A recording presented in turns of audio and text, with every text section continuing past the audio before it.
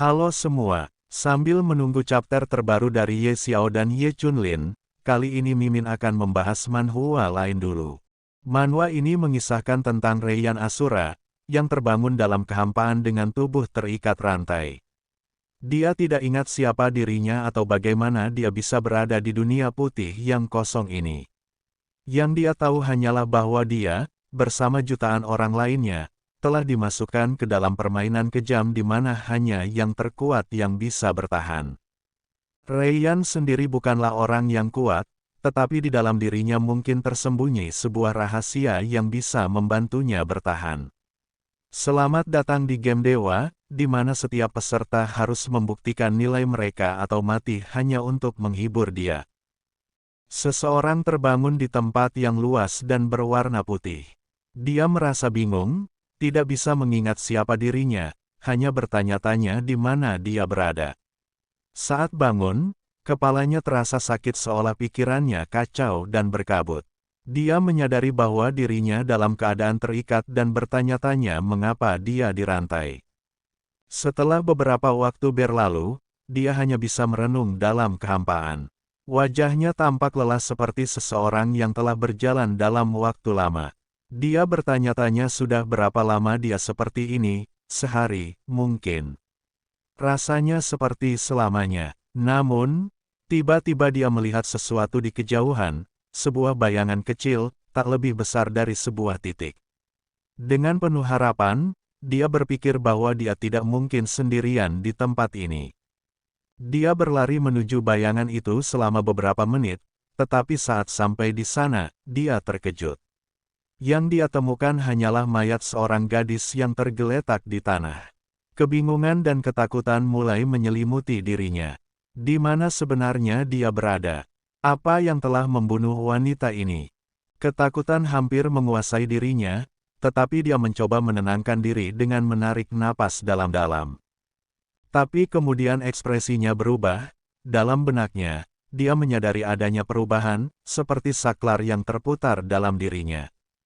Seketika, rasa jinak dan ketakutan yang tadi ada pun lenyap begitu saja. Saat itulah sebuah tangan menyentuhnya dari belakang.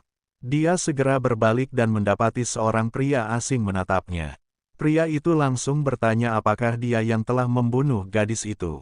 Protagonis tidak menjawab, tetapi pria itu kemudian berkata bahwa dia tidak terlihat seperti pelakunya. Lagi pula, luka di dada gadis itu terlalu parah untuk bisa dilakukan dengan tangan kosong. Tiba-tiba, suara sistem berkata, peserta teridentifikasi, disertai selembar kertas jatuh ke tanah di depan mereka.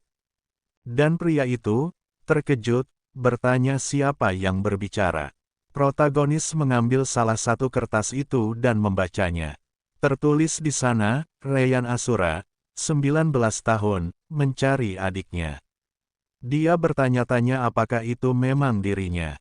Pria di depannya membaca kertasnya dengan lantang, Tengen Chou, 35 tahun, memiliki 3 anak dan seorang istri. Mendengar itu, dia berteriak kesal ke langit, tidak mempercayai tulisan tersebut. Sebuah panel lain muncul di depan mereka, mengumumkan bahwa senjata akan diberikan kepada para peserta. Bagian logam di leher pakaian mereka mulai bersinar, dan tiba-tiba, cahaya besar muncul dari dada Asura. Dari cahaya itu, muncul sebuah tombak ganda yang jatuh ke tangannya dengan sempurna. Di sisi lain, Tengen juga memanggil senjatanya, sepasang sai. Sistem kemudian memberitahu mereka bahwa mereka memiliki 5 menit untuk membunuh lawan mereka. Jika mereka gagal, pakaian mereka akan mengeluarkan sengatan listrik yang bisa membunuh mereka. Protagonis masih belum memahami situasi ini, dan hal yang sama juga dirasakan oleh Tengen. Namun, misi mereka jelas, pertarungan ini telah dimulai. Protagonis mencoba berpikir rasional. Dia bahkan tidak yakin apakah nama dan latar belakang mereka benar. Mungkin semuanya hanya kebohongan. Namun, Tengen membantahnya. Dia mengatakan bahwa mayat yang mereka lihat sebelumnya adalah nyata. Jika ini hanya permainan, bagaimana mungkin mereka tidak bisa melepaskan pakaian ini? Meskipun semua ini terasa palsu, Satu hal yang pasti, dia memiliki keluarga yang harus dia temui. Sementara itu, Asura berusaha menenangkan dirinya sendiri. Menyatakan bahwa mereka hanyalah dua orang asing di tempat ini. Tanpa ragu, Tengen mengangkat senjatanya dan menyerang dengan segenap kekuatannya. Protagonis tiba-tiba merasa tubuhnya lebih ringan, dan serangannya bisa dia lihat dengan jelas. Sebuah cahaya muncul, mengarah ke dada lawannya. Kata-kata itu muncul dalam benaknya, bunuh. Asura masih merasa ragu, bertanya-tanya bagaimana semua ini bisa terjadi. Dalam hatinya, dia tidak ingin menyakiti siapapun. Dalam satu gerakan cepat, Tengen tanpa ragu, menusuk kaki protagonis, membuatnya kesakitan, lalu Tengen langsung bergerak menyamping. Namun, protagonis berhasil menghindari serangan mematikan berikutnya dan menebas perut Tengen sambil berlari menjaga jarak. Dengan penuh tekad, protagonis mencabut senjata yang tertancap di kakinya meski menahan rasa sakit yang luar biasa. Namun, sebelum dia bisa bereaksi lebih jauh, Tengen kembali menyerangnya, menusukkan senjatanya ke bahu dan dadanya, membuatnya jatuh ke tanah. Tengen, yang masih berdiri, meraih tombak protagonis dan berkata bahwa keberuntungannya sudah habis. Dengan tangan yang terikat, dia tidak akan bisa bertahan. Protagonis menyesali keputusannya yang sempat ragu untuk membunuh lawannya lebih awal. Dia menatap Tengen, yang kini siap menghabisinya. Namun, suara di kepalanya kembali bergema, bunuh atau mati. Saat Tengen menusukkan tombak ke arahnya, protagonis secara refleks menghindarinya, dan saat Tengen terkejut, Asura langsung melesat cepat. Kali ini, tidak ada keraguan, dan ia telah menusukkan senjatanya ke leher Tengen. Dengan rantai yang masih terikat di tangannya, dia melilitkannya di leher Tengen dan mulai mencekiknya. Tengen, dengan air mata mengalir, berusaha memohon agar dibiarkan hidup. Dia ingin kembali kepada keluarganya. Namun, protagonis hanya bisa menjawab, maaf. Dengan segenap tenaganya, dia mengakhiri hidup lawannya. Untuk beberapa alasan, setelah membunuh Tengen, dia tidak merasakan apapun. Dia memeriksa kertas lawannya dan melihat bahwa semua yang tertulis di sana memang benar. Namun, itu tidak lagi penting. Yang harus dia lakukan sekarang adalah mencari jawaban, dan membalas dendam kepada siapapun yang telah menjebaknya di tempat ini. Waktu hampir habis. Dari atas, cahaya besar menyinari protagonis, dan suara sistem bergema di sekelilingnya. Peserta 30.581, Reyan Asura, adalah pemenangnya. Cahaya semakin terang, dan dari dalamnya, terdengar suara yang berkata, "Aku adalah dewa." Protagonis, yang masih terkejut dengan semua yang terjadi, hanya bisa berpikir dalam hati jadi begini rupa dewa. Saat melihat ke arahnya, sosok itu mulai mendekat perlahan, sosok itu bertanya tentang bagaimana perasaannya. Sang protagonis masih belum bisa berpikir dengan jernih, sehingga sosok tersebut kembali bertanya bagaimana perasaannya. Mengingat apa yang harus ia lakukan untuk mengalahkan Tengen, tubuhnya mulai gemetar tak terkendali sebelum akhirnya menjawab dengan sulit bahwa ia merasa sangat nikmat, dan bahwa ia merasa hidup. Mendengar itu, sosok tersebut tersenyum dan berkata bahwa pikirannya mengatakan satu hal, tetapi hatinya mengatakan hal lain. Sang protagonis bertanya tentang tempat ini, dan sosok itu menjelaskan bahwa ini adalah sebuah dunia yang diciptakannya khusus untuk permainan ini. 2 juta jiwa telah dimasukkan ke dalam ronde ini. Sang protagonis pun berpikir bahwa itu berarti 2 juta orang lainnya juga dipaksa bertarung dalam duel. Ia kemudian bertanya mengapa ia tidak bisa mengingat apapun dan mengapa ia berada di sini. Sosok tersebut menjawab bahwa itulah pertanyaan yang tepat. 2 juta jiwa, 1 permainan, dan 1 keinginan sebagai hadiah bagi pemenang. Sang protagonis mulai merasa tidak nyaman di lehernya, seolah-olah kata-kata sulit keluar dari mulutnya. Sosok tersebut memperingatkan agar tidak menyela, lalu dengan satu gerakan tangan, ia memaksa sang protagonis untuk berlutut di hadapannya. Ia menjelaskan bahwa kekuatannya tidak terbatas, bahwa ia menciptakan seluruh dunia ini, dan bahwa ia akan mengabulkan satu permintaan bagi pemenang. Namun, untuk itu, seseorang harus melewati tumpukan mayat jutaan orang, sementara yang lain akan binasa. Itulah permainannya. Ketika sang protagonis bertanya mengapa ia melakukan semua ini, jawabannya sederhana, untuk hiburan, bagi dirinya dan yang lain. Asura bertanya lebih lanjut tentang siapa yang lain itu. Sosok tersebut mengatakan bahwa semakin jauh sang protagonis melangkah, semakin banyak hal yang akan ia pelajari, tentang permainan ini, tentang dirinya sendiri, dan tentang sang dewa itu sendiri. Namun, untuk saat ini, yang bisa ia lakukan hanyalah bertahan hidup. Sebelum sang protagonis bisa mengatakan apa-apa lagi, sosok itu mengakhiri percakapan dengan mengucapkan, "Selamat datang di Good Game." Tiba-tiba, sang protagonis dipindahkan ke tempat lain. Ia melihat sekeliling dan menyadari bahwa ada banyak orang di sana, semuanya mengenakan pakaian yang sama. Bahkan ada seorang anak kecil. Ia bertanya-tanya apakah semua orang di sana juga harus membunuh seseorang untuk sampai ke tahap ini. Saat memperhatikan situasi, ia sadar bahwa luka-lukanya telah hilang, begitu juga dengan rantainya, mungkin itu bagian dari aturan ronde pertama. Ia teringat ucapan sang dewa, bahwa yang terpenting hanyalah bertahan hidup. Itu berarti semua orang di sini adalah musuh dalam permainan bertahan hidup ini. Secara alami, yang paling lemah akan menjadi sasaran pertama.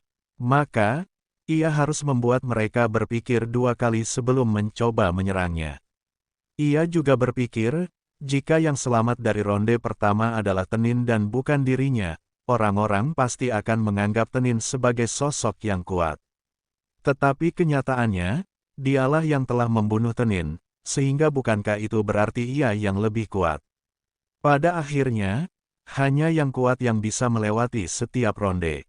Saat itu, sebuah robotik berkata, menyambut para peserta dan menanyakan apakah mereka siap untuk ronde kedua. Sang protagonis terkejut, menyadari bahwa suara itu berasal dari robot yang tak memiliki mulut. Asura mencoba bertanya di mana mereka berada, tetapi seseorang menjawab bahwa mereka sudah mencobanya. Robot itu tidak memberikan jawaban. Seseorang kemudian bertanya pada sang protagonis tentang kisahnya, yang membuatnya bingung. Ia menjawab bahwa ia tidak tahu, lalu Asura bertanya apakah ia mengingat sesuatu dari kehidupan sebelumnya. Mendengar itu, orang tersebut menyadari kalau sepertinya sang dewa telah memberi tahu hal yang sama kepada semua orang. Orang itu memperkenalkan dirinya sebagai Uron dan mengulurkan tangan dengan ramah, berharap mereka bisa bertahan bersama. Tiba-tiba, sang protagonis merasakan sesuatu yang aneh di dadanya, seperti ditusuk, meski tidak ada luka. Seorang pria bertanya apakah ia baik-baik saja, tetapi sang protagonis hanya bisa berpikir apakah ini semacam sihir. Setelah melihat kekuatan sang dewa, ia menyadari bahwa kemampuan seperti itu memang mungkin ada. Namun, bagaimana mungkin seseorang sudah bisa menguasai kekuatan seperti ini hanya setelah satu ronde? Seseorang tiba-tiba menyuruh Uron berhenti, lalu menuduhnya telah menyerang Asura. Namun, Uron yang dituduh membela diri, mengatakan bahwa ia bahkan belum menyentuhnya. Sang protagonis menoleh untuk melihat siapa yang tampaknya ingin membelanya. Orang itu tampak kesal, lalu tiba-tiba mengeluarkan senjata dari udara. Melihat itu Asura mulai terkejut melihatnya, kemudian Uron hanya mengangkat tangannya dengan santai, dan berkata bahwa ia tidak mencari masalah, ia hanya ingin tahu apakah sang protagonis cukup kuat untuk menjadi rekannya di ronde berikutnya. Pria itu membalas dengan sarkasme, menyarankan agar pria tersebut memilih salah satu bawahannya saja, dan kemudian pria itu menyatakan bahwa ia menunjuk Asura sebagai rekannya. Asura bingung, ia bahkan belum menunjukkan keahlian atau bakat apapun untuk bertahan di ronde ini. Jika harus memilih rekan, bukankah pria itu seharusnya memilih seseorang yang sudah terbukti bisa menggunakan sihir? Seseorang membawa pergi pria berambut pirang untuk menghindari konflik lebih lanjut, sementara Asura mulai berpikir bahwa ini bukan waktu yang tepat untuk menganalisis situasi. Asura kemudian memperkenalkan dirinya sebagai Ryan Asura. Asura menyadari bahwa ini bisa menjadi kesempatan bagus jika ia bisa berpasangan dengan seseorang yang kuat. Mungkin ia bisa bertahan lebih lama.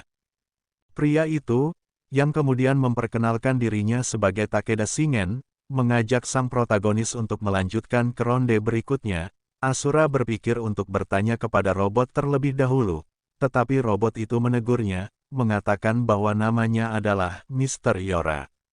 Robot itu menjelaskan bahwa instruksi untuk ronde selanjutnya akan diberikan setelah mereka keluar dari ruangan ini.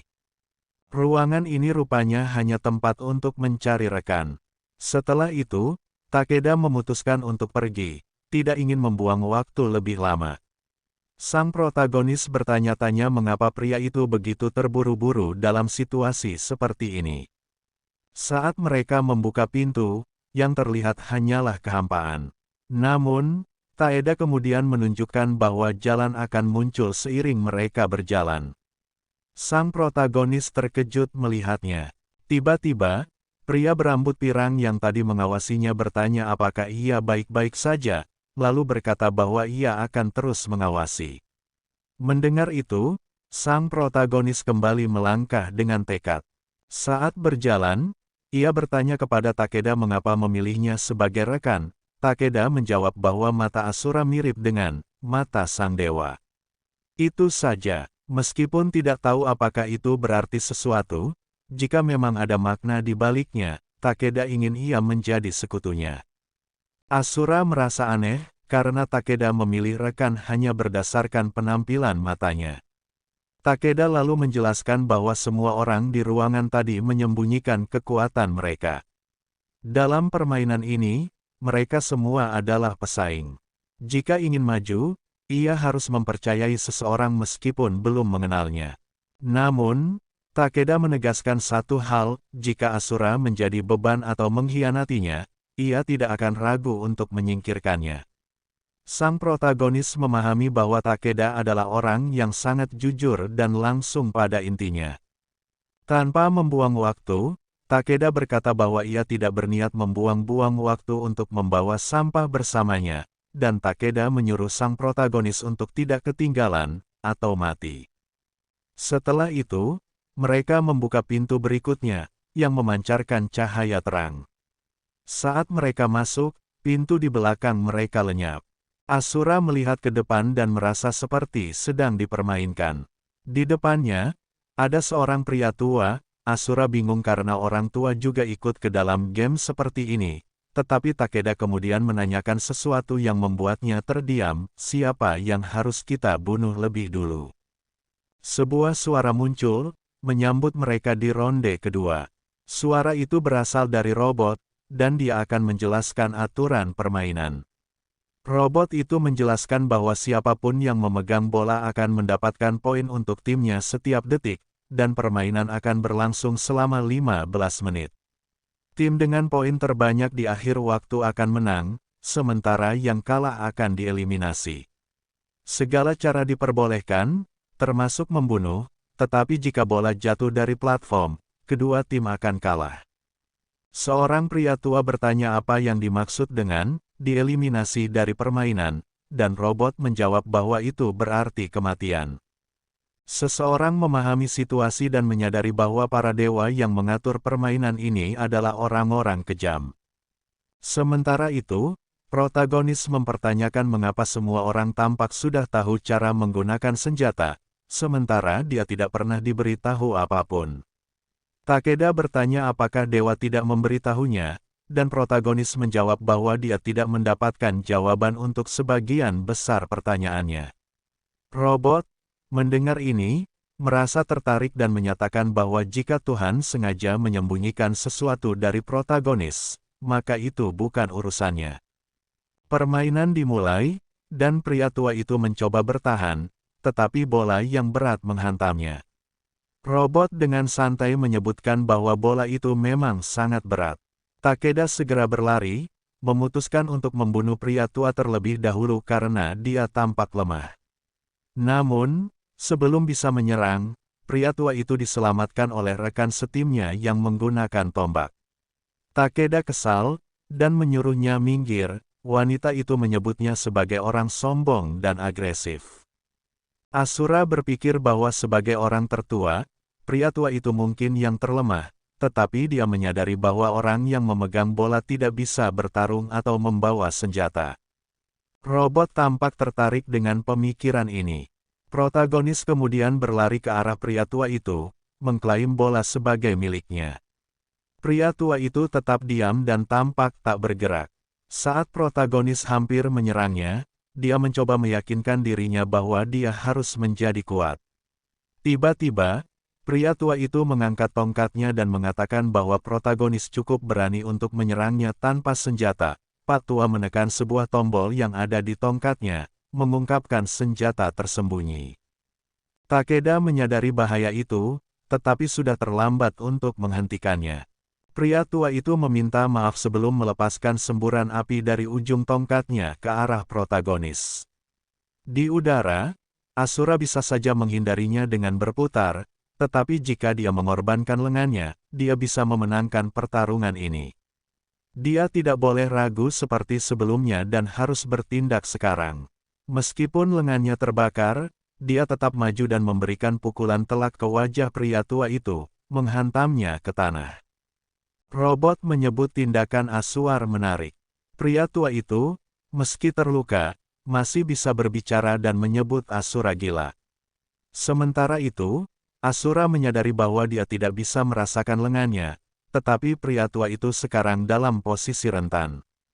Dia mempertimbangkan apakah membunuh pria tua itu adalah satu-satunya cara untuk menang. Saat dia mengambil bola, pria tua itu menyadari sesuatu dan bertanya apakah kekuatan protagonis ada pada matanya. Protagonis terkejut dengan ketajaman pria tua itu. Dalam pikirannya, protagonis menyadari bahwa matanya memungkinkan dia melihat jalur kemenangan dalam pertempuran, hampir seperti naluri membunuh. Dia tahu bahwa si robot dan para dewa belum mengonfirmasi keberadaan sihir dalam permainan ini, tetapi dia tidak bisa mengabaikan apa yang dia lihat. Takeda berteriak agar protagonis segera menghabisi pria tua itu. Protagonis berpikir bahwa dia harus berhenti berpikir terlalu banyak dan menyelesaikan ini, tetapi jalur kemenangan yang biasanya dia lihat tiba-tiba menghilang. Saat itu, dia melihat seseorang ditusuk. Ketika dia menoleh, dia menyadari bahwa Takeda baru saja menjadi korban serangan mematikan. Khawatir, dia memanggilnya, tetapi seorang wanita muncul di hadapannya dan bertanya apakah dia benar-benar berpikir dia punya hak untuk ragu dalam mengambil nyawa. Wanita itu mulai menyerangnya dengan kecepatan luar biasa. Asura mencoba menghindar, tetapi pria tua itu tiba-tiba memegang kaki Asura, dan wanita itu langsung menyerang dan menghantam wajahnya dengan lutut. Sebelum dia bisa menghindar, wanita itu menendangnya dengan keras, menyebabkan kepalanya berdarah. Wanita itu terus mendekat, dan protagonis menyadari bahwa tidak ada yang seharusnya bisa bergerak secepat ini.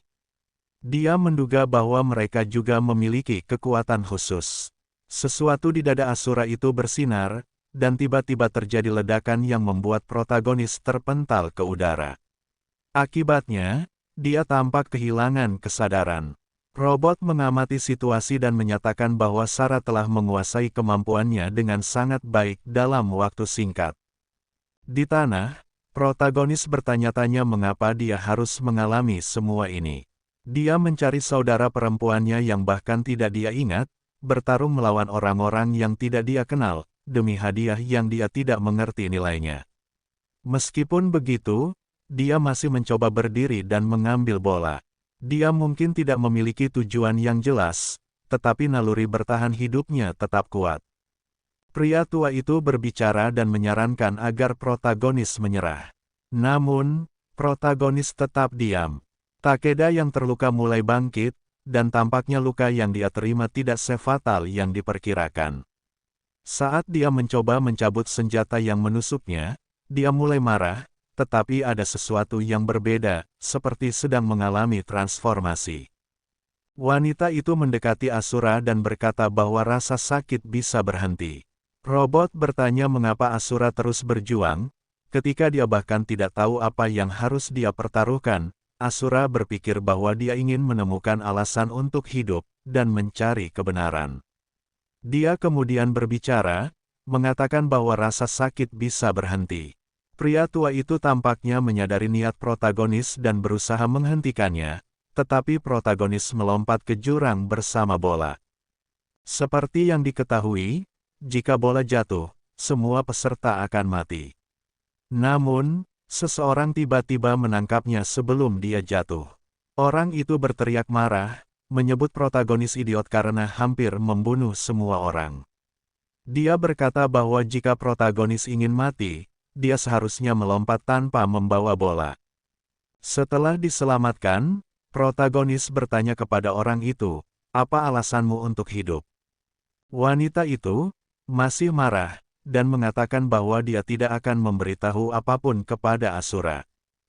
Tapi kemudian mereka merasakan sesuatu, dan Pak Tua tadi berbicara bahwa dia meminta maaf karena lengah, dan ternyata Takeda berhasil menusuk pria tua itu, membuatnya terkejut dan terdiam saat melihat rekannya jatuh perlahan. Takeda menatapnya dengan ancaman, mengatakan bahwa wanita itu seharusnya membunuhnya. Perkataan itu memicu kemarahan wanita itu, yang bertekad menghabisinya di tempat, dan di saat itu juga pedang Takeda terlepas. Takeda yang kini tak bersenjata tergeletak di tanah, menerima serangan bertubi-tubi darinya. Sementara itu, Asura menyadari bahwa ini adalah masa depan yang telah dia perkirakan. Saat melompat dari platform, dia memaksa Sara dan Juren untuk fokus padanya, memberi kesempatan pada Takeda untuk kembali bertarung. Pertempuran mulai berbalik arah, tapi dia ragu apakah bisa melanjutkan ini. Ketakutan mulai menyelimuti pikirannya, tapi justru karena itu, dia ingin hidup. Robot yang mengawasi pertempuran mengumumkan bahwa waktu tersisa 3 menit. Sang protagonis menyadari bahwa mereka sudah cukup unggul dalam perolehan poin dan berpikir bahwa pertandingan ini sudah selesai. Namun, Takeda mencoba meyakinkan Sara untuk menyerah, tapi dia justru berteriak, bertanya apa yang harus dia lakukan. Dia merasa lebih baik mati daripada menghadapi apa yang Tuhan siapkan untuknya. Dikuasai emosi, dia mulai kehilangan kendali. Meskipun sadar telah kalah dalam hal poin, dia tetap memiliki waktu 3 menit. Tiba-tiba, dia menghilang dari tempatnya dan muncul di belakang sang protagonis. Jika dirinya bisa membunuh mereka dalam waktu yang tersisa, maka dia akan tetap hidup. Sang protagonis menyadari keanehan dalam kekuatannya. Awalnya, dia mengira Sara bisa berpindah tempat dalam jarak pendek, tetapi setiap kali dia menggunakan kekuatannya, ada hembusan angin yang muncul seolah berasal dari dirinya. Bahkan saat memukulnya sebelumnya, serangan itu terlalu kuat meski tanpa mengambil ancang-ancang. Dari situ, dia menyimpulkan bahwa kekuatan Sara adalah angin. Serangan mendadak datang, dan dia nyaris terkena. Dia menghindarinya dengan gesit, tetapi Sara semakin cepat. Sebelum dia menyadarinya, dia terkena serangan di kakinya dan terjatuh. Dalam sekejap, Sara sudah bersiap menusuknya. Sang protagonis melihat serangan itu dalam gerakan lambat dan menyadari bahwa kali ini dia benar-benar akan mati.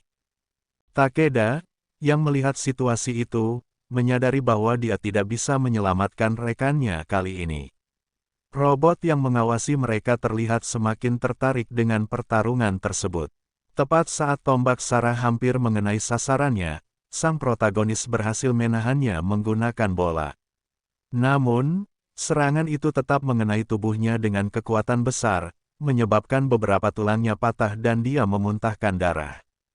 Sara sedikit frustrasi melihatnya masih bertahan. Takeda tiba-tiba muncul dan menyingkirkan ancaman dari sang protagonis. Dia bertanya apakah sang protagonis masih bisa berdiri, yang dijawabnya dengan mengatakan bahwa dia sudah memahami cara kerja kekuatan Sara. Dia hanya bisa meningkatkan kecepatan atau kekuatannya satu persatu, seperti sakelar yang hanya bisa diaktifkan satu dalam satu waktu. Sarah, yang mulai merasa terpojok, menatap robot dan bertanya mengapa semua ini harus terjadi. Dengan suara lemah, dia mengakui bahwa dia tidak ingin mati, tetapi dia tidak bisa lagi berpura-pura kuat. Sang protagonis memanggil namanya dan mencoba mendekatinya, tetapi Takeda menahannya, mengatakan bahwa ini belum berakhir. Robot kemudian mengumumkan bahwa waktu tersisa 1 menit. Sarah meratapi kematian pria tua itu, mengungkapkan bahwa dia tampak damai dalam tidurnya. Namun, itu bukan kedamaian yang dia inginkan. Dia mungkin bisa dibuat ragu, tetapi keinginannya untuk bertahan hidup tidak pernah goyah. Robot berbicara tentang bagaimana manusia, di ambang kematian, bisa mencapai batas baru. Kehidupan dan kematian, sisi mana yang akan mereka pilih? Melihat ekspresi Sarah, Asura menyadari bahwa dia kini menggunakan kecepatan dan kekuatan secara bersamaan. Takeda bertanya kenapa Asura bisa tahu. Asura menjawabnya karena dia bisa melihatnya dengan jelas. Asura berharap mereka salah. Tetapi melihat kondisi Sarah, dia menyadari bahwa dia akan melakukan serangan terakhir, mempertaruhkan segalanya. Dengan waktu tersisa 50 detik, sang protagonis berpikir bahwa jika dia bisa bertahan sedikit lagi, mereka bisa menang. Namun, Sarah melesat dengan cepat, dan serangan Sarah begitu kuat hingga dia terlempar jauh. Tidak sampai di situ, Sarah melemparkan tombaknya ke arahnya, menusuk bahunya. Dia bahkan tidak sempat bereaksi saat Sarah tiba-tiba sudah berada di depannya, siap memberikan serangan terakhir. Sang protagonis menyadari bahwa dia tidak bisa bergerak, tubuhnya tidak merespons. Dia tahu bahwa jika ini terus berlanjut, dia akan mati. Namun, tepat sebelum serangan mengenai dirinya, tombak Sarah menancap di tanah, bukan di tubuhnya. Bukan karena dia sengaja meleset, tetapi karena tangannya telah terpotong secara brutal. Dan dia menjerit kesakitan. Asura terkejut melihat kejadian itu. Sarah menoleh ke belakang, mencari tahu siapa yang melakukannya. Takeda berdiri di sana dan berkata bahwa dia terpaksa melakukannya. Dia tidak bisa membiarkannya membunuh rekannya, karena dia mungkin akan membutuhkannya nanti. Sarah, yang masih kesakitan, menatapnya dengan marah dan bertanya kenapa dia menunggu selama ini jika sebenarnya tahu bagaimana menggunakan kekuatannya. Takeda menjawab bahwa dalam permainan seperti ini, lebih baik menyimpan kartu truf sampai saat yang tepat. Sarah yang marah berusaha menyerangnya lagi, bertekad untuk membunuhnya sebelum dia sempat menggunakan kekuatannya. Sang protagonis menyadari bahwa kebanyakan orang tidak akan bisa melihat apa yang terjadi selanjutnya, tetapi entah bagaimana, dia bisa melihat semuanya dengan jelas. Takeda mengambil posisi, mengisi pedangnya dengan api yang menyala-nyala. Dalam sekejap, dia mengayunkan pedangnya, dan seekor burung api muncul, melesat cepat ke arah Sarah. Tanpa bisa menghindar, Sarah terkena serangan itu secara langsung. Sang protagonis yang menyaksikan ini akhirnya memahami sesuatu. Setelah membunuh Tengen di babak pertama, dia berpikir dirinya kuat. Tapi setelah melihat pertarungan Sarah dan Takeda, dia sadar bahwa ada monster yang lebih mengerikan dalam permainan ini. Darah berceceran di tanah, dan jeritan kesakitan terus terdengar. Takeda mengarahkan pedangnya, bersiap untuk mengakhiri semuanya. Sarah, dengan suara lemah, mencoba berbicara, mengatakan bahwa dia tidak ingin mati di tempat ini. Dalam permainan kejam ini, dibunuh oleh orang-orang yang bahkan tidak dia kenal. Waktu tersisa 15 detik. Sarah menangis melihat sang protagonis dan berteriak dengan marah, mempertanyakan bagaimana mungkin seseorang selemah dia bisa hidup sementara dirinya harus mati. Baginya, itu tidak adil. Takeda mendekat, meminta maaf atas nasib yang menimpanya. Sarah mulai berbicara tentang adiknya yang hilang dan memohon agar dia dicari. Takeda setuju, mengangkat pedangnya. Waktu tersisa 5 detik. Dan akhirnya, dengan cepat, nyawanya diakhiri. Suara tepuk tangan terdengar di kejauhan, diikuti oleh pujian atas kerja bagus mereka. Mereka adalah pemenang putaran kedua. Sang protagonis merasa tubuhnya kembali pulih dan menyadari bahwa dia selamat lagi. Takeda melihat ke arahnya, sedikit terkejut dengan senyuman aneh yang muncul di wajah temannya. Menyadari hal tersebut, sang protagonis buru-buru menutupi wajahnya. Takeda bertanya apakah dia baik-baik saja, dan sang protagonis mengiyakan, meskipun dalam hati dia bertanya-tanya mengapa dia bisa tersenyum setelah apa yang baru saja terjadi. Takeda memuji usahanya, meskipun menyindir bahwa aksi melompat dari platform tadi adalah langkah yang brilian atau benar-benar bodoh. Yang penting, itu berhasil, tetapi dia memperingatkan agar tidak mengulanginya lagi. Yora kemudian meminta mereka untuk segera lanjut. Sang protagonis berjalan mendekati tubuh Sarah, sementara Yora memperhatikan dengan rasa ingin tahu. Seperti yang dia lakukan pada Tengen sebelumnya, dia ingin mengambil sesuatu dari Sarah. Dia membaca tulisan di senjatanya, Sarah Jones, 18 tahun. Takeda, dengan nada kesal, mencoba menghentikannya. Namun, sang protagonis menegaskan bahwa dia telah berjanji kepada Sarah untuk mencari adiknya. Takeda meremehkan hal itu, menyebutnya sebagai janji kepada orang mati, tetapi sang protagonis bersikeras bahwa janji tetaplah janji. Jika mereka menemukan adiknya, mereka akan menyelamatkannya. Saat melihat kertas milik Juren, Asura membaca informasi tentang Juren, 87 tahun, memiliki 3 anak yang mencarinya, serta seorang istri yang meninggal 10 tahun lalu. Namun, yang mengejutkan adalah fakta bahwa Juren masuk ke permainan ini secara sukarela. Ini menimbulkan lebih banyak pertanyaan di benak sang protagonis. Mengapa seseorang ingin berada di sini? Jika permainan ini terkenal di dunia luar, seperti apa sebenarnya dunia di luar permainan ini? Takeda yang sudah tidak sabar menyuruh mereka untuk segera pergi. Sang protagonis menyimpan kertas itu dan bersiap untuk melanjutkan perjalanan. Sebelum pergi, mereka melihat Yora memegang 2 benda. Di tangan kanannya, ada sebuah hamori, jimat dari budaya Jepang, dan Asura yang melihat Takeda. Dia berpikir bahwa sepertinya Takeda mengenal benda itu, sementara itu, sang protagonis melihat sebuah salib. Saat menatapnya, pikirannya tiba-tiba terhanyut ke dalam kondisi aneh, seolah seluruh realitasnya berubah. Dia mendapati dirinya berada di tempat luas yang dipenuhi vegetasi. Terkejut dengan apa yang dilihatnya, dia bertanya-tanya apa yang sedang terjadi. Tiba-tiba, dia melihat seorang anak yang sangat mirip dengannya. Sebelum bisa mencerna situasinya, suara perempuan muncul memanggil Ryan. Saat dia menoleh, seorang gadis, yang tampak seperti kakaknya, menunjukkan sebuah salib dan berkata bahwa itu adalah hadiah dari ibu mereka. Kakaknya menjelaskan bahwa Tuhan tidak hanya memberi panen yang baik tetapi juga menciptakan wabah dan badai. Melihat anak itu, sang protagonis mulai bertanya-tanya apakah dia benar-benar sedang melihat dirinya sendiri. Anak itu bertanya apakah seorang misionaris yang memberi ibunya salib itu. Kakaknya mengangguk dan mengatakan bahwa ibu mereka memberikannya kepadanya.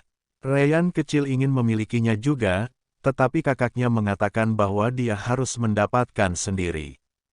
Akhirnya, sang protagonis mengetahui nama kakaknya, Ichika.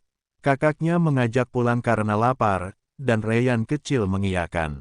Namun, saat sang protagonis mencoba berbicara, suaranya tak bisa keluar. Dia berteriak agar kakaknya menunggu, tetapi Ichika menoleh dengan tatapan tajam. Dia bertanya siapa sebenarnya sang protagonis. Sebelum bisa menjawab, semuanya mulai retak seperti kaca pecah, dan dia kembali ke kenyataan. Kini, dia semakin yakin bahwa dia baru saja melihat ingatan masa lalunya. Meski masih bingung, dia tak bisa mengabaikan perasaan kuat bahwa gadis itu adalah satu-satunya hal berharga yang dia miliki di dunia ini, kakaknya, Ichika. Penuh emosi, dia mencengkeram baju Yora dengan marah, menuntut jawaban apakah semua ini hanyalah ilusi atau tipu daya. Dengan santai, Yora mengibaskan tangannya, menghempaskannya dengan kekuatan besar. Dia menegaskan bahwa hanya sang protagonis sendiri yang bisa memutuskan kebenaran itu. Yora juga memperingatkan agar tidak menyentuhnya lagi. Sang protagonis bingung dengan maksud kata-kata itu. Takeda menyuruhnya untuk melupakannya, tidak ada gunanya melawan Yora. Yora menambahkan bahwa mereka justru semakin dekat dengan jawaban yang mereka cari.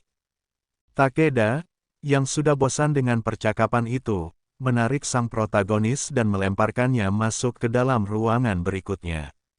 Laura mengucapkan selamat tinggal dan seketika, lingkungan di sekitar mereka kembali berubah. Sang protagonis bertanya-tanya di mana mereka sekarang. Di dalam ruangan itu, mereka melihat seorang wanita duduk di ujung. Dia menyapa mereka dengan nada santai, mengatakan bahwa mereka adalah pengunjung baru. Wanita itu bertanya bahwa apakah mereka menyukai koleksi miliknya. Asura menoleh ke arah deretan baju besi di dekatnya. Ternyata, baju besi itu adalah milik para peserta favoritnya dari permainan sebelumnya. Sang protagonis terkejut mendengar bahwa sudah ada permainan dewa sebelum ini. Takeda, yang sudah tidak sabar, menegur mereka karena membuang-buang waktu. Mendengar perkataan Takeda, wanita itu tertawa terbahak-bahak, menyebut mereka sebagai sekumpulan bajingan egois, tipe orang yang bertahan paling lama dalam permainan ini. Takeda menanyakan namanya, dan dia memperkenalkan dirinya sebagai Enjo, Dewi Perang dan Kehancuran. Sang protagonis tidak mengenal namanya, tetapi menyadari bahwa mereka semua kehilangan ingatan. Enjo kemudian mengungkapkan bahwa dia ditugaskan sebagai juri putaran berikutnya. Untuk putaran ketiga, setiap peserta membutuhkan 3 anggota tim. Dia memberitahu mereka bahwa melalui pintu di hadapan mereka, mereka akan sampai di aula besar, tempat di mana mereka bisa membentuk tim, makan, dan beristirahat sebelum putaran berikutnya dimulai. Meskipun makan dan tidur tidak dibutuhkan dalam permainan ini, mereka tetap bisa melakukannya jika mau. Takeda segera menyuruh sang protagonis untuk pergi tanpa membuang waktu. Sang protagonis berpikir bahwa Takeda selalu terburu-buru, dan Takeda akhirnya melangkah melewati pintu itu, menuju babak berikutnya. Sang Dewi bertanya bahwa apakah Asura tuli atau lambat, lalu menyuruhnya pergi. Asura bertanya tentang gadis bernama Ichika Asura, dan bertanya apakah Dewi pernah melihatnya, namun dia membalas dengan sinis, mengatakan bahwa dirinya hanya sebagai penjaga pintu. Dewi merasa kesabarannya diuji, lalu mengingatkan bahwa tidak akan melewatkan satu pun peserta. Asura mengatakan bahwa dia belum selesai bertanya. Dewi berkata bahwa Asura semakin berani. Dewi itu menatap Asura dan bertanya apakah dia benar-benar dalam posisi untuk mengkhawatirkan orang lain. Asura terdiam sejenak. Dewi itu melanjutkan, bertanya apakah dia lebih khawatir tentang dirinya sendiri, terutama soal fragmen ingatan yang dimiliki Ichika. Ia menganggap itu teori yang masuk akal. Dewi kemudian melompat ke arah Asura, dan dia mengajukan sebuah tawaran. Asura terkejut saat mengetahui bahwa para hakim bisa membuat kesepakatan dengan peserta. Dewi itu yakin Asura sudah memiliki petunjuk tentang kekuatan ilahinya, sebab mustahil dia bisa mencapai titik ini tanpa sedikit pemahaman tentangnya. Mendengar ini, Asura mulai berpikir tentang kekuatannya yang disebut sebagai kekuatan ilahi. Dewi menjelaskan bahwa jika seorang dewa memilih seorang peserta sebagai juara mereka, maka peserta tersebut akan mendapatkan kekuatan ilahi kedua yang sesuai dengan divinitasnya. Asura menyadari bahwa ini bisa membuatnya jauh lebih kuat, terutama karena matanya tidak bisa digunakan secara ofensif. Ia berpikir bahwa 2 kekuatan ilahi pasti lebih baik daripada 1. Namun, dia bertanya-tanya apakah ini tidak adil. Dewi itu menjelaskan bahwa dalam permainan Tuhan, tidak pernah ada keadilan. Hanya ada 2 hal yang menentukan pemenang, tipu daya dan kekuatan. Siapa yang mendapatkan dukungan para dewa akan memiliki lebih banyak kemampuan, tetapi siapa yang lebih kuat bisa mendominasi dengan kekuatan yang sudah mereka miliki. Asura memahami bahwa seseorang yang menguasai satu kekuatan dengan baik, bisa mengalahkan lawan yang memiliki dua kekuatan yang tidak tahu cara menggunakannya. Ia teringat bagaimana Takeda mampu mengendalikan apinya dengan sempurna, dan Sara meningkatkan kekuatan serta kecepatannya secara bersamaan. Sementara itu, dirinya sendiri bahkan belum memahami cara mengaktifkan kekuatannya dengan sengaja.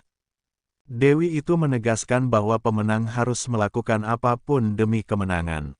Dia bertanya apakah Asura memiliki tekad yang dibutuhkan. Asura menjawab bahwa dia memilikinya. Namun, bagi Dewi, kata-kata saja tidak berarti. Yang penting adalah hasilnya. Ia lalu memberikan tantangan, jika Asura mencapai ronde kelima dengan membunuh 3 orang, maka dia akan diangkat sebagai juaranya. Asura terkejut dengan angka tersebut. Awalnya, Dewi hanya menyebutkan 3, tetapi kemudian menaikkan menjadi 5. Sebagai tambahan, ia juga akan memberitahu lebih banyak tentang kakak Asura jika dia menjadi juaranya. Asura bertanya mengapa dia diberi kesempatan ini, bukan Takeda atau orang lain. Dewi menjawab bahwa dia tidak hanya memilih satu juara. Ia lebih suka memilih juaranya lebih awal, karena semakin cepat investasinya, semakin besar keuntungannya nanti. Namun, meskipun begitu, ini tetap merupakan pertaruhan. Saat Asura bertanya apa keuntungan Dewi dari semua ini, ia justru diminta untuk menerima tawarannya tanpa terlalu banyak bertanya. Asura mempertimbangkan bahwa satu-satunya orang yang pernah ia bunuh adalah Tengen. Membunuh 5 orang lagi bukan hal yang mudah. Ketika bertanya apa yang terjadi jika dia gagal, Dewi menjawab bahwa jika dia tidak bisa membunuh 5 orang sebelum ronde kelima, maka dia tidak akan menjadi juaranya. Itu saja. Asura menyadari bahwa ini adalah kesempatan besar. Akhirnya, dia menerima tawaran tersebut. Dewi menyuruhnya pergi, mengatakan bahwa dia akan mengawasinya. Asura pun pergi sambil berpikir bahwa informasi yang dia dapatkan sangat berharga. Jika dia bisa memenangkan hati Dewi, akan ada banyak keuntungan yang bisa dia raih. Namun, pertanyaan terbesarnya kini adalah apakah dia benar-benar sanggup membunuh 5 orang. Kemudian berpindah di kastil Dewi Enoy, Asura mendapati ruangan penuh meja dengan peserta lain yang sedang makan. Ini membuatnya bingung, mengingat Dewi sebelumnya mengatakan bahwa mereka tidak perlu makan atau minum untuk bertahan hidup. Jadi, apa yang mereka lakukan? Ia sadar bahwa mereka hanya punya waktu sehari untuk menemukan anggota ketiga dan bersiap untuk ronde berikutnya. Tapi mengapa orang-orang ini hanya duduk santai seolah-olah semuanya baik-baik saja? Jika Takeda ada di sini, dia pasti sudah mencari anggota baru. Atau mungkin, dia sedang mencari tim yang lebih kuat. Asura mulai bertanya-tanya siapa orang terkuat di ruangan ini. Tiba-tiba, ia mendengar suara seseorang yang berkata, "Jangan sentuh aku." Dan terlihat Uron sedang mendekati seorang wanita. Uron mencoba merayunya, mengatakan bahwa dia kuat dan mengajak wanita itu untuk bergabung dengannya. Namun, wanita itu tak tertarik. Dia mengatakan bahwa rekan timnya mati di ronde sebelumnya dan dia tidak ingin bergabung dengan pria menjijikkan seperti itu. Pria itu tampak bingung dan mengira wanita itu salah paham. Namun, sebelum dia bisa berkata lebih banyak, wanita itu menangkapnya dan menghantamnya ke meja dengan keras, membuat Asura terkejut.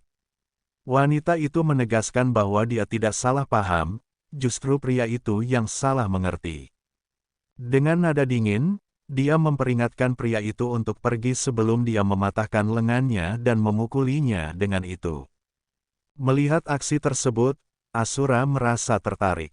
Dia berpikir bahwa wanita itu bisa menjadi anggota tim yang tepat. Beberapa saat kemudian, wanita itu sedang berjalan di sebuah koridor, dan terlihat Asura mulai mengikutinya, tapi ada sesuatu dalam dirinya yang ragu. Seolah nalurinya mengatakan agar dia tidak melakukannya. Namun, saat wanita itu berbelok di sudut, Asura bergegas mengejarnya agar tidak kehilangan jejak. Begitu dia berbelok, dia dikejutkan oleh moncong pistol yang diarahkan ke wajahnya. Wanita itu menatapnya dengan tajam dan bertanya, "Kenapa kau mengikutiku?" Asura sadar bahwa mereka berada di tempat yang sepi, lokasi yang sempurna untuk konfrontasi ini. Dia mencoba menenangkan diri agar terlihat percaya diri, karena jika dia tampak lemah, wanita itu tidak akan mempertimbangkan bergabung dengannya. Dengan tenang, Asura menjelaskan bahwa dia melihat bagaimana wanita itu menjatuhkan Uron, dan itu membuatnya terkesan. Dia ingin mengajaknya bergabung dalam tim untuk ronde berikutnya. Wanita itu terdiam sejenak, lalu bertanya apakah dia berbicara tentang pria pirang yang baru saja dia pukul. Asura mengangguk. Mendengar itu, wanita itu mulai rileks dan bertanya, "Kau juga pria mesum seperti mereka, atau kau benar-benar berguna?" Asura dengan percaya diri menjawab bahwa dia lebih suka menganggap dirinya berguna. Wanita itu tersenyum samar, lalu berkata, "Baiklah, buktikan." Dia lalu mengajak Asura melewati lorong menuju sebuah ruangan, yang tampaknya digunakan untuk berlatih oleh para peserta. Asura bertanya apa yang akan mereka lakukan, dan wanita itu menjawab, "Menguji kemampuanmu." Dia kemudian menunjuk ke seorang pria bertubuh besar yang berdiri di tengah ruangan. "Orang itu membunuh rekanku di ronde sebelumnya. Kalahkan dia, dan aku akan bergabung dengan timmu." Asura menyadari bahwa pria di depannya telah membunuh rekannya di babak kedua. Jika begitu, berarti pria itu adalah musuhnya.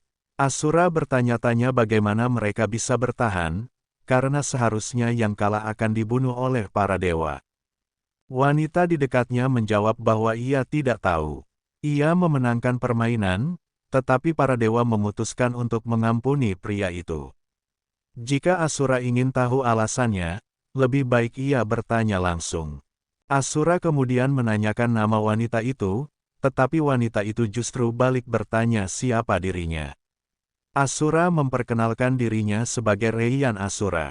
Wanita itu tersenyum dan mengatakan bahwa ia akan memberitahu namanya jika Asura bisa menghajar pria itu. Asura berpikir bahwa situasinya menjadi lebih rumit dari yang ia bayangkan. Apakah hasilnya akan sepadan jika ia menantang orang itu? Meski ia ragu apakah para kontestan bisa dibunuh di tempat ini, seharusnya para dewa tidak ingin pemainnya mati sebelum permainan dimulai. Jika begitu, ini adalah kesempatan yang tepat untuk menguji dirinya sendiri melawan musuh yang kuat. Ia tidak bisa terus bergantung pada Takeda Shingen dan yang lainnya untuk bertahan. Ia harus menjadi lebih kuat agar bisa menemukan kebenaran. Tanpa ragu, Asura melangkah maju. Semua orang di sana langsung memperhatikannya. Mereka tampak menganalisis setiap gerakannya, tetapi Asura tidak memiliki sesuatu untuk disembunyikan. Namun, ia memiliki satu tujuan, mengalahkan lawannya demi mencapai apa yang ia inginkan. Ketegangan semakin meningkat saat keduanya saling menatap dengan penuh tantangan. Sang protagonis berpikir bahwa semua yang ada dalam permainan dewa terasa mengerikan, tetapi anehnya ia merasakan sesuatu yang berbeda. Tiba-tiba, lawannya menyerang, memaksanya mundur dengan cepat ke posisi yang lebih aman. Orang itu mengatakan bahwa ia bisa merasakan aura yang mengejek di Asura dan bertanya siapa dirinya.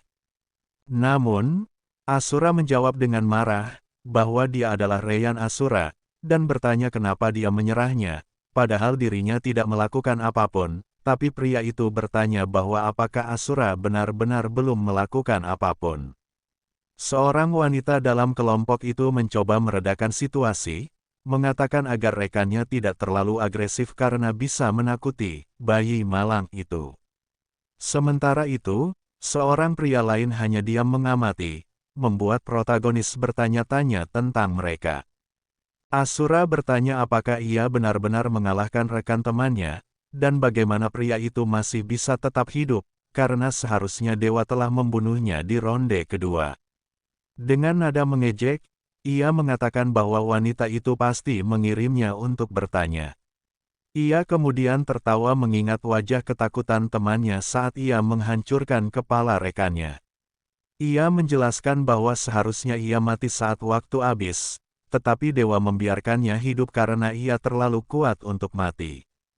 Wanita dalam kelompok itu menjelaskan bahwa permainan dewa hanyalah hiburan bagi para penonton.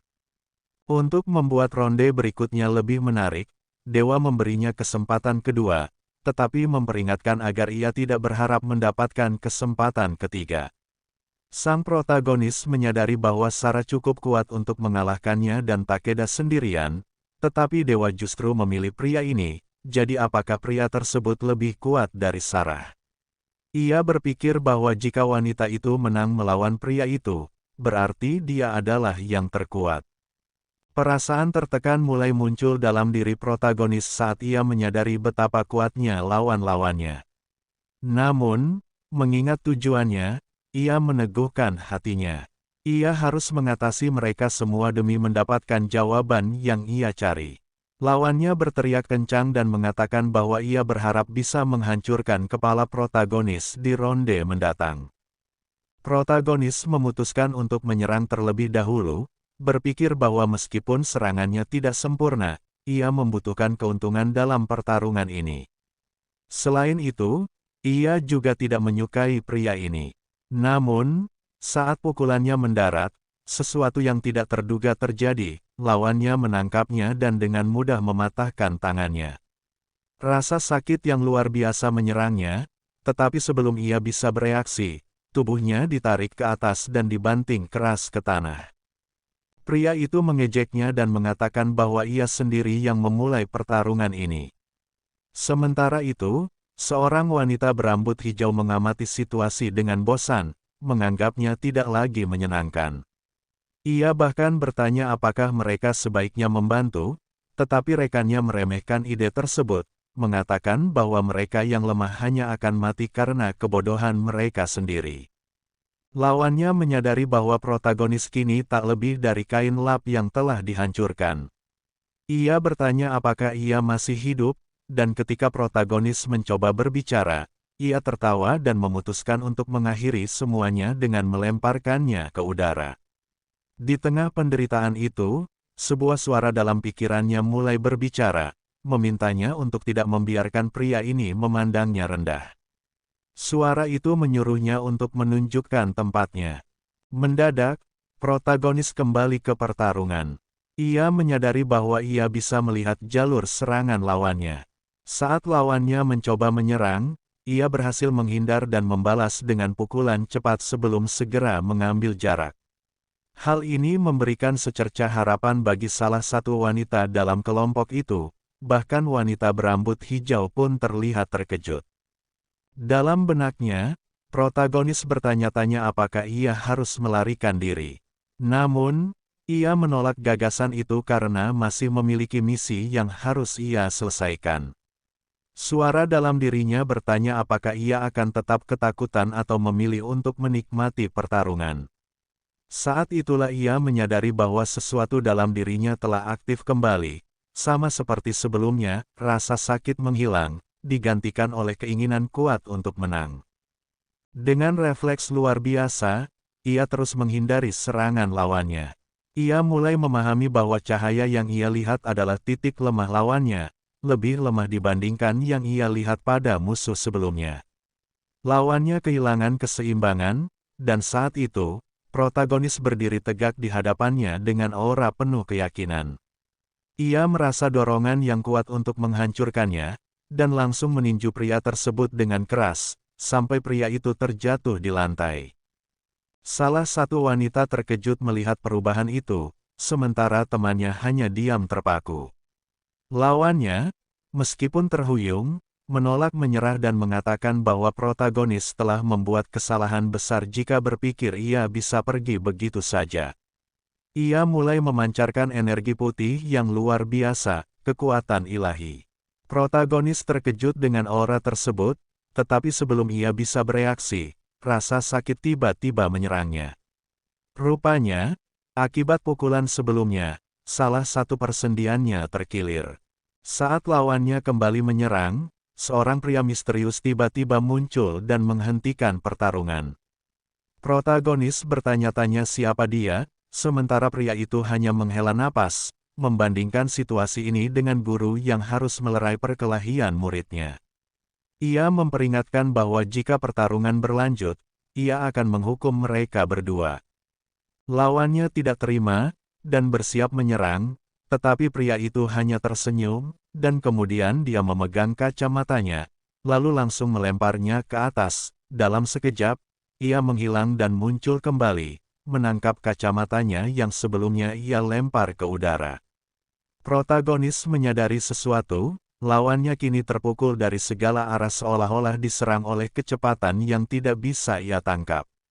Lawannya akhirnya tumbang, melepaskan energi residu dari serangan itu. Orang-orang di sekitar hanya bisa terdiam, tidak yakin apa yang baru saja terjadi. Asura berpikir, apakah kekuatan Divine pria itu berkaitan dengan kecepatan, seperti milik Uron? Dia juga menyebut tentang matanya. Mungkinkah dia bisa melukai orang lain hanya dengan tatapannya?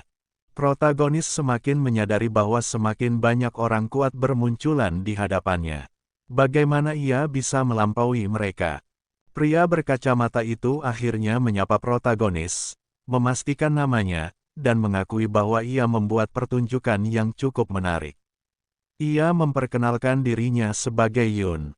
Protagonis merasa familiar dengannya, menyadari bahwa ia sempat melihatnya di ruang tunggu ronde kedua. Yun lalu meminta seorang wanita bernama Kayla untuk membantu merawat luka protagonis. Kayla setuju karena merasa bahwa Asura terlihat imut. Yun bertanya apakah itu alasan Kayla memintanya membantu Asura. Asura menyadari bahwa Yun juga berasal dari ronde kedua. Sementara itu, protagonis bertanya apakah ada tempat untuk menyembuhkan luka di sini. Yun menjawab, bahwa ternyata, ada fasilitas yang bisa menyembuhkan siapa saja, bahkan jika mereka sudah mati. Namun, dia sendiri belum pernah terluka, jadi belum bisa membuktikannya, ucap Yun yang berbicara dengan angkuh. Kayla menegaskan bahwa dia hanya beruntung dengan divine power-nya dan memintanya untuk berhenti bersikap sombong. Yun hanya mengangguk patuh. Sementara itu, Kayla mencoba menyembuhkan luka di lengan protagonis dan mengembalikan bahunya ke posisi semula. Rasa sakit yang ditimbulkan cukup besar, dan Kayla pun segera meminta maaf, tetapi protagonis meyakinkannya bahwa dia baik-baik saja dan berterima kasih kepada mereka berdua. Dia merasa lega bisa bertemu dengan orang-orang yang ingin membantunya. Namun, tanpa diduga, dia tiba-tiba kehilangan kesadaran.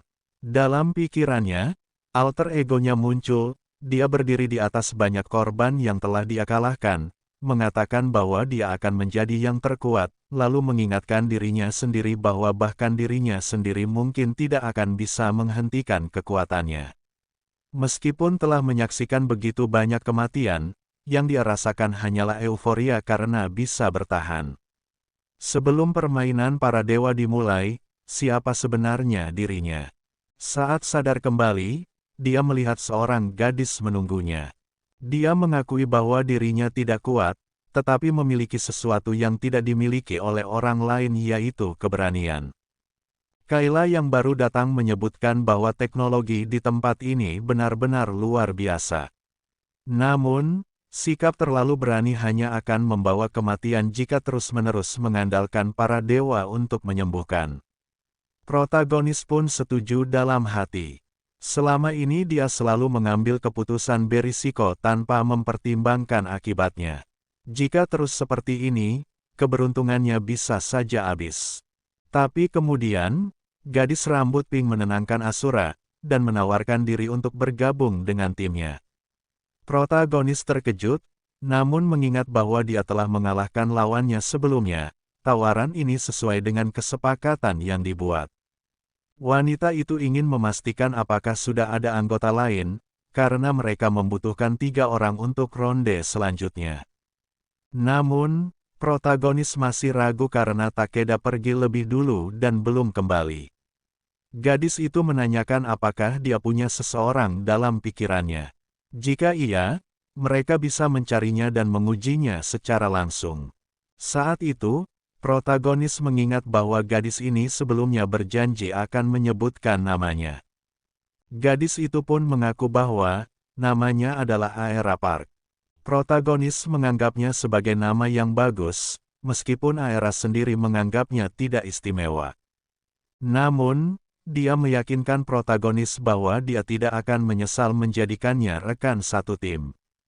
Saat melihat mata Aera, protagonis menyadari sesuatu, tatapannya yang penuh percaya diri, mirip dengan Takeda dan Sarah, malahan, pandangannya penuh dengan keyakinan kuat. Dia bisa melihat bahwa Aera tahu dirinya kuat. Sejak pertama kali bertemu dengan Area, dia sudah merasakan bahwa Aera adalah seseorang yang bisa dia percayai. Dia memiliki nilai yang jauh lebih tinggi daripada semua rasa sakit yang telah dialami protagonis dalam pertarungan sebelumnya. Setelah itu, Kayla bertanya apakah protagonis sudah bisa bangun. Dia merasa sudah cukup pulih. Setelah itu dia mengucapkan terima kasih kepada Kayla, kemudian, dia bertanya tentang Yun, karena ingin berterima kasih kepadanya juga. Kayla menjelaskan bahwa Yun sedang menunggu di luar dan ingin berbicara dengannya. Saat keluar, protagonis melihat bahwa tempat ini memang merupakan semacam ruang perawatan. Ada makhluk kecil yang bekerja untuk para dewa di sana. Kayla menjelaskan bahwa meskipun tidak bisa berbicara, mereka akan menyerang siapapun yang mencoba mencuri sesuatu. Kayla memperingatkan protagonis agar tidak melakukan hal bodoh, dan dalam botol itu, bisa menyembuhkan semua hal, penyakit, luka, kematian. Kemudian mereka sudah sampai di tujuan, lalu Yun menyapa Asura, dan saat Yun berbicara, tiba-tiba kekuatan Asura aktif, dan Yun tiba-tiba melemparkan sesuatu ke arahnya dengan kecepatan tinggi, tetapi protagonis berhasil menangkapnya. Kayla segera menegur Jung agar berhenti bermain-main. Namun, Jung justru penasaran dengan kemampuan protagonis dan menyimpulkan bahwa dia memiliki kekuatan khusus di matanya. Protagonis menjelaskan bahwa dia datang bukan untuk bertarung, melainkan untuk berterima kasih kepada Yun karena telah menyelamatkannya. Yun menganggapnya sebagai hal kecil. Dia hanya tidak ingin melihat pria besar tadi melubangi Asura. Lagi pula, protagonis hanya mencoba melindungi temannya, dan Yun menghargai hal itu. Namun, Yun tiba-tiba mengajukan tawaran, memintanya untuk meninggalkan teman-temannya dan bergabung dengan timnya bersama Kayla. Protagonis terkejut, Yun telah menunjukkan kekuatannya yang luar biasa, dan Kayla juga memiliki kemampuan penyembuhan yang bisa sangat berguna. Namun, dia sadar bahwa ada banyak hal yang belum dia ketahui tentang mereka. Yun jelas tertarik dengan rahasia kekuatannya, dan protagonis ragu apakah mereka benar-benar menolongnya karena kebaikan hati atau ada niat lain. Akhirnya, dia menolak tawaran itu. Dia sudah berkomitmen dengan timnya. Jung tampak tidak percaya dan bertanya siapa anggota ketiga tim mereka. Saat itu, Takeda akhirnya muncul. Yun langsung mengenali Takeda sebagai orang bodoh pemberani yang sebelumnya menggunakan pedang di ruang tunggu. Mereka berdua mulai saling mengejek, hingga Kayla turun tangan untuk menenangkan mereka. Yun pun akhirnya mengalah dan meminta protagonis agar tetap hidup karena dia ingin berbicara lagi nanti. Setelah itu, Takeda mengakui bahwa Yun adalah salah satu petarung terkuat yang pernah dia lihat di kastil ini. Namun, dia juga menyebutkan bahwa masih ada seseorang yang lebih kuat. Protagonis penasaran dan bertanya siapa orang itu, tetapi Takeda mengatakan bahwa dia akan mengetahuinya nanti. Aera kemudian memperkenalkan dirinya kepada Takeda, yang tampak waspada terhadapnya. Protagonis menjelaskan bahwa mereka memang membutuhkan anggota ketiga, tetapi Takeshi tidak senang karena tidak diberitahu lebih dulu. Meski begitu, Aera meyakinkan bahwa dia tidak akan mengecewakan mereka. Akhirnya, Takeda setuju dan meminta mereka mengikutinya. Saat berjalan, Takeda menjelaskan bahwa protagonis belum belajar cara memanggil senjatanya, dan dia tidak ingin ada anggota tim yang menjadi beban. Mereka harus segera mengajarinya sebelum babak berikutnya dimulai. Protagonis mulai bertanya-tanya apakah dia benar-benar akan belajar cara memanggil senjatanya. Dia mengingat bagaimana rasanya saat pertama kali memegangnya, seolah-olah senjata itu adalah bagian dari dirinya. Namun, anehnya, dia sama sekali tidak mengingat bagaimana dia pernah berlatih menggunakannya. Banyak pertanyaan muncul dalam benaknya, apa sebenarnya arti senjata ini baginya?